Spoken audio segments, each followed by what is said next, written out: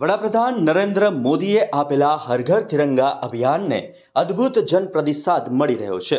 આ અભિયાન અંતર્ગત આણંદ ખાતેના વલ્લભ વિદ્યાનગર સ્થિત શાસ્ત્રી મેદાન ખાતેથી વરસતા વરસાદમાં તિરંગા યાત્રા યોજાઈ હતી, જેમાં અધિકારી પદાધિકારી શ્રીઓની સાથે મોટી સંખ્યામાં નગરજનો પણ જોડાયા હતા।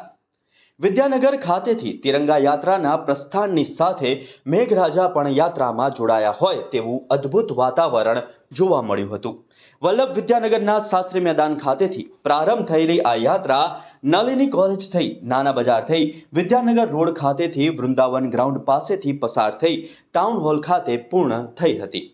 આ તિરંગા યાત્રાની શરૂઆતમાં ઘોડેસવાર પોલીસ, ત્યારબાદ પોલીસ બેન્ડના જવાનો, બાઇક ઉપર સવાર પોલીસના જવાનો, મહાનુભાવો, પોલીસ અને હોમગાર્ડના જવાનો, મહિલાઓ, વિદ્યાર્થીઓ હાથમાં તિરંગો લઈને જોડાયા હતા। આ તિરંગા યાત્રાના રૂટમાં ઉપસ્થિત શહેરીજનો પણ ભારત માતા કી જયના નારા સાથે યાત્રામાં સહભાગી બન્યા હતા।